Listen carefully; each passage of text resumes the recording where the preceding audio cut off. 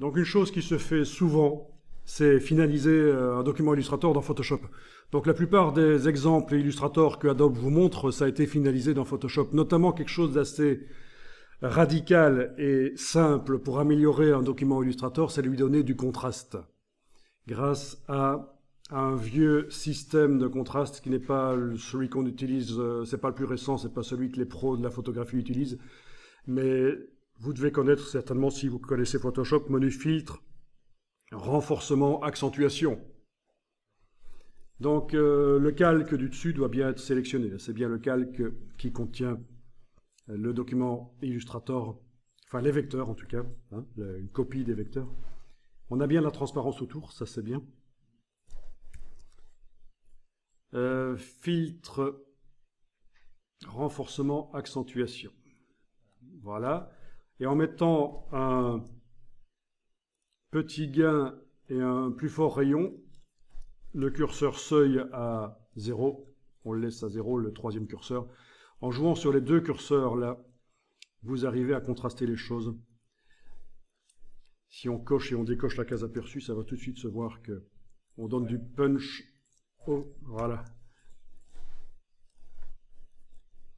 Alors ça peut changer les couleurs aussi. Hein. Il peut arriver que les couleurs soient modifiées un peu.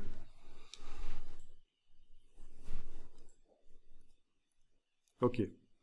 Et ça apparaît sous forme de filtre dynamique dans Photoshop, dans la palette des calques. Donc on peut non seulement désactiver, on peut aussi remodifier en double-cliquant sur le mot accentuation. Allez, remodifier les choses. On peut aussi, dans le masque ici, dessiner en noir avec une brosse floue.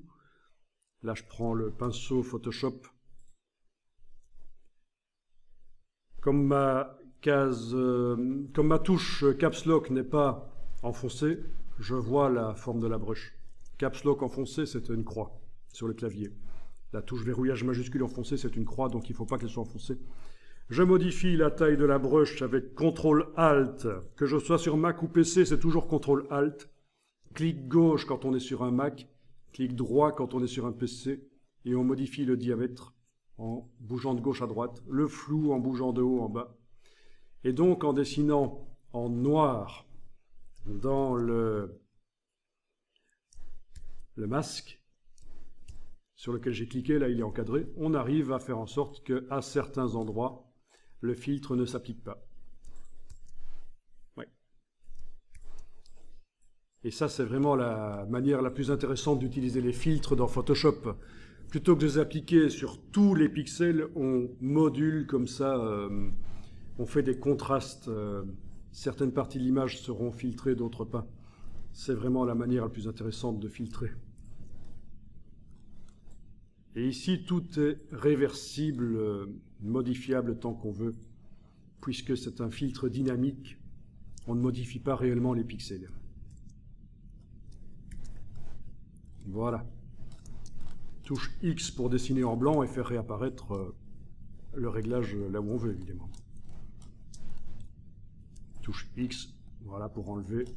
Voilà, c'est vraiment, je vous conseille cette approche dans Photoshop. Le filtre qui est accessible là et le masque pour gérer l'application du filtre. Si vous avez un calque pixel, il faudra absolument le convertir en objet dynamique en faisant clic droit à droite du nom, convertir en objet dynamique. Sinon, le filtre ne s'applique pas de manière dynamique, il n'est pas visible dans Photoshop. Ok, qu'est-ce qu'on peut faire d'autre? Une ombre éventuellement. Une ombre, là c'est un effet spécial, soit le petit FX dans le bas de la palette des calques, soit menu calque, style de calque, ombre portée, voilà, ok, et ça fait bien ressortir les choses aussi, et donc ça apparaît là, c'est les effets sur le calque. Double-clic sur le mot ombre portée pour pouvoir modifier.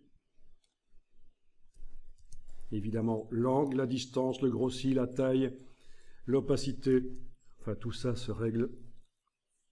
Et il vaut mieux y aller mollo et ne faire des choses subtiles en général. Mais enfin, ça dépend de l'effet qu'on veut donner. Voilà. Ça apporte beaucoup. Sans l'ombre, avec l'ombre, ça apporte beaucoup, évidemment. L'ombre portée. L'ombre, on pourrait même changer sa couleur. Vous avez peut-être vu dans les options qu'on peut changer sa couleur. La faire un peu plus bleutée si on veut. Voilà.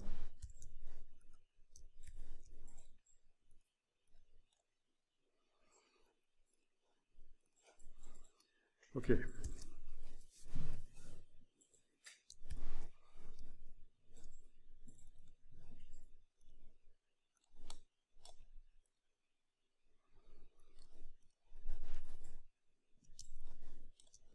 Donc ça peut être sympa. Pas de masque de fusion pour l'ombre portée. On ne sait pas, comme pour l'accentuation, décider qu'elle ne va pas à certains endroits. Il faudrait, pour ça, arriver à la transformer en calque, en fait. C'est ça. Donc, menu calque, style de calque,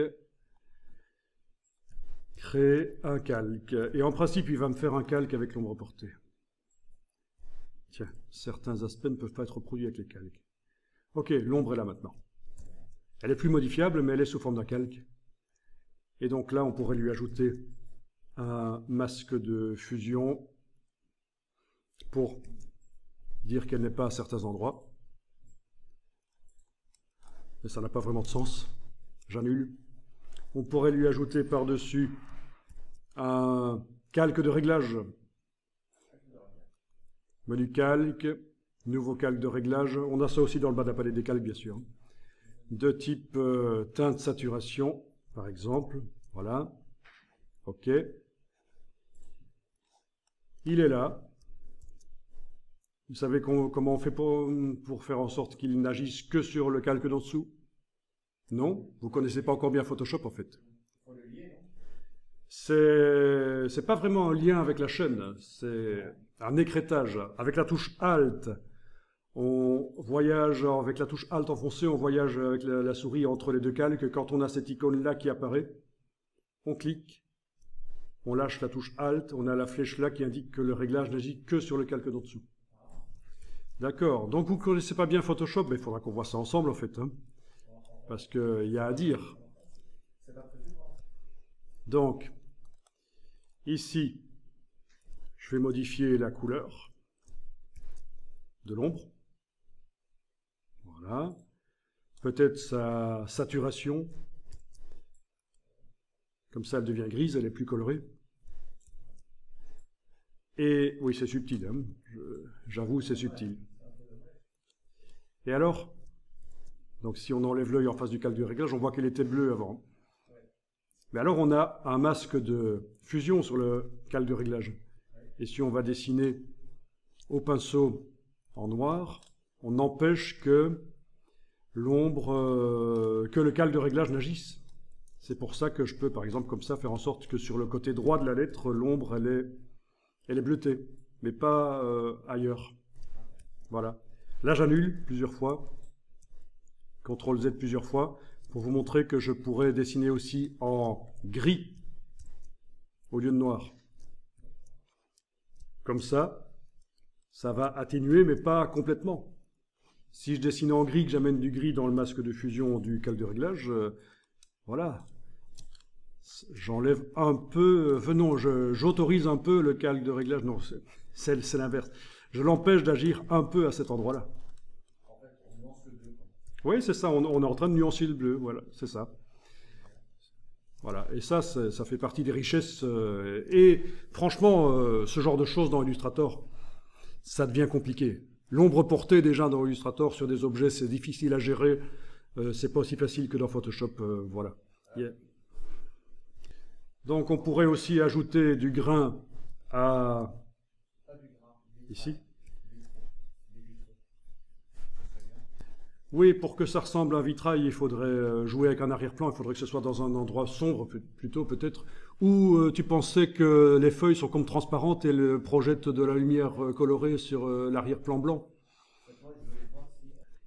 Il y a du texturage possible, oui.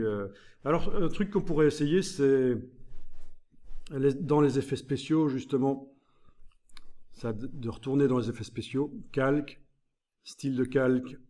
Et alors, on a la possibilité de faire du biseautage, si on veut. Ça va déjà donner de l'épaisseur. C'est moche là, mais il faut gérer la profondeur ici. Il faut gérer la profondeur, la taille. Voilà. Donc déjà là, ça donne un petit effet comme si c'était du verre, peut-être. Oui, mais avant, ça devenait un peu illisible, je pense. Il faut penser à la lisibilité aussi. Hein. Donc là, c'est mettre le biseautage, c'est mettre comme ça un petit bord. Alors, au niveau du biseautage, il y a le ciselage marqué qui peut donner peut-être aussi des effets intéressants, mais pas toujours. Ok. Mais alors, tu parlais de texture, et là, on a la possibilité d'aller utiliser de la texture dans le biseautage. Quelle texture? Eh bien, c'est toute la bibliothèque de motifs qui est là. Là, j'ai déjà ajouté des motifs dedans. Voilà. Alors, si tu veux des écailles, ben, il suffit peut-être d'aller sur le web, prendre une image d'écaille du domaine public et l'utiliser comme motif. Ça, c'est aussi quelque chose qu'on verra, comment faire un motif sans raccord visible au départ d'une image. On peut utiliser le tampon de duplication pour gérer les raccords, en effet. Oui, c'est une des manières. Voilà, voilà. Oui, donc il y a plein de choses à faire. Donc au niveau des texturages, là, des motifs qui sont là, il n'y a pas de limite puisqu'on peut aller en chercher sur le web qui sont déjà existants, déjà au raccord, ou on en fait soi-même au départ de ses propres photos. On fait ces... Bon, alors ça devient vite quand même un peu moche. Hein, il faut voir, faut pas exagérer. Mais enfin, ça donne des perspectives. Ça, c'est le texturage dans le biseautage. J'enlève la case ici, il n'y a plus de biseautage du tout, ni de texture, hein, parce que c'est... Voilà. Et par contre, vous avez aussi la possibilité d'aller incruster des motifs directement sur tout l'objet. Incrustation de motifs. Quel motif il faut aller choisir? Voilà. Et on a le mode de fusion ici qui va permettre de mélanger avec le dessin original qui est derrière. Voilà. Incrustation de motifs de flotte. Voilà. Échelle ici, on choisit l'échelle. Enfin, voilà. Après, il faut avoir du bon goût. Hein. Il faut avoir des références au niveau culturel pour ne pas faire n'importe quoi. C'est là que ça commence à pêcher chez beaucoup de personnes. C'est que ça devient un peu too much, quoi. Parfois. Donc là, je pense que c'est la partie la plus difficile. Au-delà de connaître la technique, c'est d'arriver à faire quelque chose qui tient la route au niveau graphique. Et on est quand même beaucoup dans le flat design pour l'instant. Hein. Voilà, c'est pour ça que c'est pas plus mal parfois de mettre un filtre de grain qui amène juste de la texture, du texturage. Bon, il y a encore une autre manière de texturer. Là, j'ai cliqué sur annuler. Une autre manière de texturer serait de mettre une image par-dessus et de s'en servir pour texturer.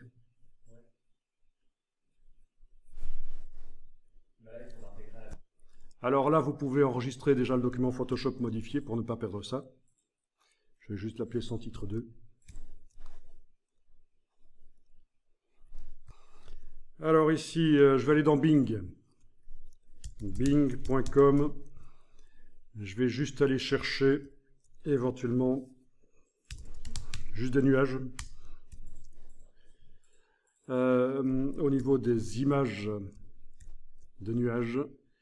Au niveau des filtres, il faut que j'enclenche les filtres de Bing, parce que logiquement, je dois quand même trouver des images qui sont Creative Commons ou du domaine public. Oui, c'est ça. Libre de droit, attention, le terme libre de droit ne veut pas dire qu'il n'y aura rien à payer. Ah oui, ça, il faut se méfier de ça. Par contre, domaine public, si c'est du domaine public, si ça vient de Wikipédia, à coup sûr, c'est du domaine public. D'autres sites proposent du domaine public. Là, il n'y a rien à payer. Mais libre de droit, méfiez-vous du terme libre de droit. Ok, là, je vais juste... C'est juste pour l'expérience. Ici, je vais juste aller chercher une image. Donc, je clique sur elle. Je demande bien ici, dans le petit menu plus, d'afficher l'image. Donc, l'image haute définition. Elle n'est pas si haute définition que ça. Je n'avais pas demandé des images avec beaucoup de pixels. Ah, elle est en WebP, ça ne va pas aller. Il faudrait un convertisseur parce que Photoshop ne va pas pouvoir ouvrir ce format qui est spécial pour les appareils mobiles. Donc j'annule. Il faudrait que je prenne une photo d'écran peut-être de l'image aussi, ça pourrait être une possibilité. Je vais aller chercher une autre image pour l'exercice. Une qui n'est pas en WebP, si possible. Elle est en JPEG celle-là, ça va aller. Bon, donc, voilà.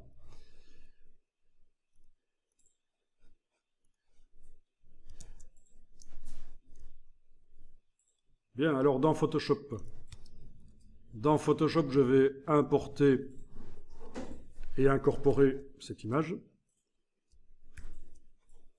Voilà. La voilà. Je valide. Et alors, on a la possibilité de faire en sorte qu'elle ne soit visible qu'à l'endroit où il y a des pixels et visibles dans le calque d'en dessous. Même chose que tout à l'heure, j'enfonce la touche Alt sans enfoncer la souris, je fais voyager le pointeur entre les deux calques. Quand j'ai cette icône-là, je clique. Et voilà, on a de l'écrêtage. On va pouvoir agrandir avec la transformation manuelle, c'est pour ça que je zoome en arrière. Je fais un CTRL-T sur le PC, Command-T sur le Mac, c'est édition, transformation manuelle. Je peux prendre la poignée ici et bouger. Voilà. Ok, je valide. Je peux ajouter un masque de fusion sur cette image. Masque de fusion, ici. Dans ce masque de fusion qui est sélectionné, là, il faut bien décider si on travaille sur la partie masque de fusion ou sur la partie image. Là, je travaille sur la partie masque de fusion, c'est elle qui est encadrée. Je vais pouvoir aller mettre un dégradé, par exemple. Un dégradé, où sont les dégradés ici? Là. Dégradé que je vais choisir du noir au blanc.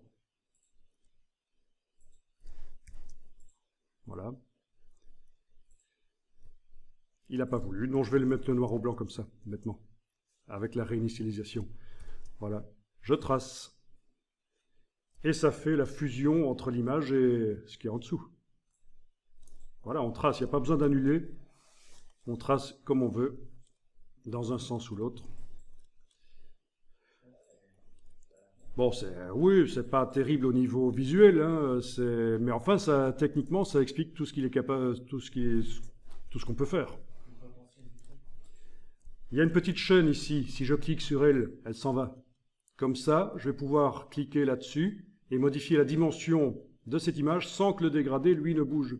Le dégradé qui fait la fusion.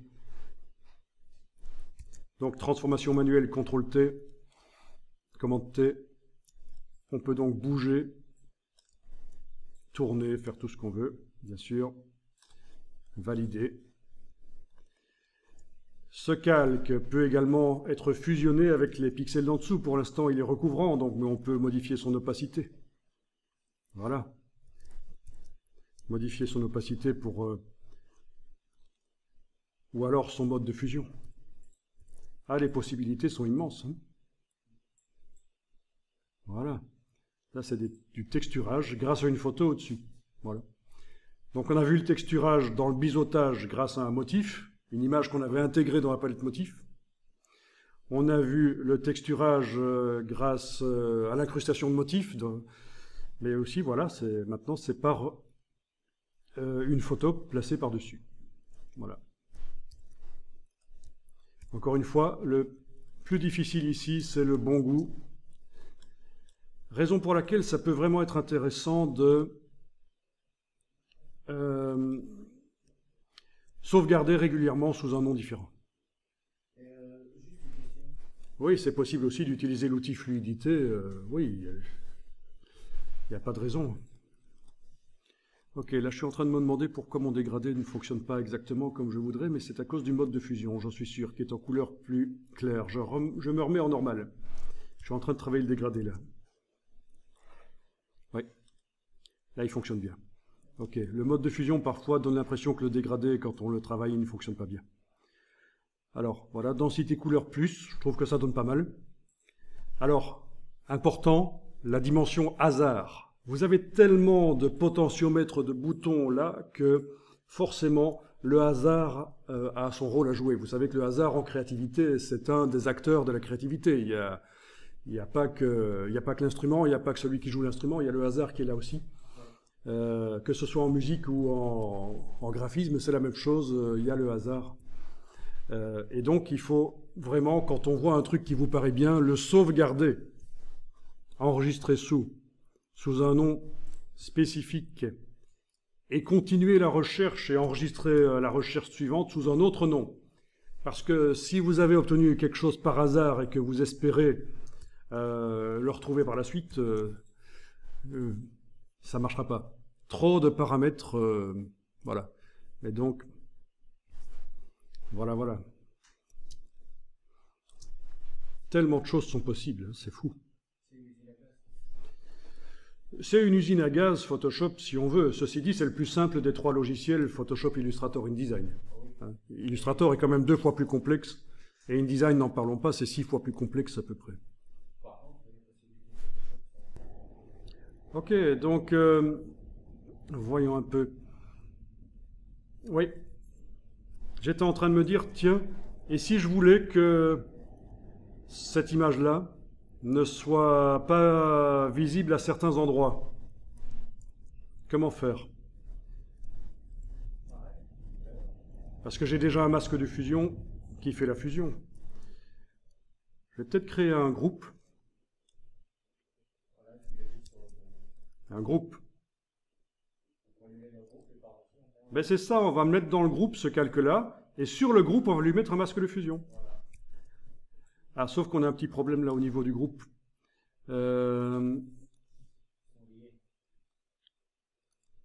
Alors, le groupe a tendance à casser l'effet d'ombre derrière. Oui. Il y a un truc qui s'est passé là. Je le ressors du groupe, le calque. Ah non, quand il était en dehors du groupe, il faisait déjà ça. Je vais aller en arrière, CTRL Z, avant que je crée le groupe. Oui. Il faisait ça, voilà, ok. Ah oui, c'est parce qu'il n'apparaît que là. Oui, c'est ça, je dois faire Alt, je dois casser l'écrêtage ici, d'abord. Voilà, je vais casser l'écrêtage. Puis, faire le groupe, le glisser dedans. Écrêter le groupe sur le calque d'en dessous, c'est pas possible. Donc, ah oui. Donc ça va être difficile ici, il va falloir faire autrement. Non, on va faire autrement qu'avec le groupe, parce que ça pose un problème avec ces fusions. Donc je reviens en arrière, voilà. Ah oui, c'est pas toujours évident. Donc ce que je vais faire ici, plutôt que de jouer avec un groupe, c'est mettre ceci dans un objet dynamique. Clic droit, convertir en objet dynamique. Donc l'image et son masque de fusion sont dans un objet dynamique, et là je peux lui ajouter un nouveau masque de fusion sur cet objet dynamique. Voilà. Et là je peux jouer là-dedans avec un pinceau noir. Ouais. Pour empêcher qu'il ne soit visible à certains endroits. Voilà. Bon. Et si je veux modifier le contenu de l'objet dynamique, je dois double-cliquer sur cette partie-ci. Ça s'ouvre dans une image à part. Je modifie les choses. Je fais fichier enregistrer. Je vais voir dans le document contrôle tabulation. Je vais voir dans le document ce que ça donne. Voilà, c'est comme ça. Je vais le faire de manière plus radicale ici. Je vais carrément prendre l'image et la tourner différemment. Ok. Fichier enregistré. Contrôle tabulation pour repasser ici. Voilà, bon. Il faudrait mettre en côte à côte Mais je ne vais pas aller plus loin ici, hein. Ceux qui connaissent Photoshop pourront aller assez loin, les autres vont se contenter de peu de choses. Mais voilà, il y a plein de possibilités. Mais alors, il y a quelque chose qu'on n'a pas fait, c'est récupérer dans Photoshop les différents éléments de Illustrator sur différents calques. Parce que oui, on joue là-dessus depuis 20 minutes, mais tout est sur le même calque. Ce sera encore plus puissant ce qu'on va faire maintenant, récupérer dans Photoshop les calques, les objets Illustrator sur différents calques. On va le faire, vous allez voir, ça va être pas trop difficile. Enregistrez quand même le document ici.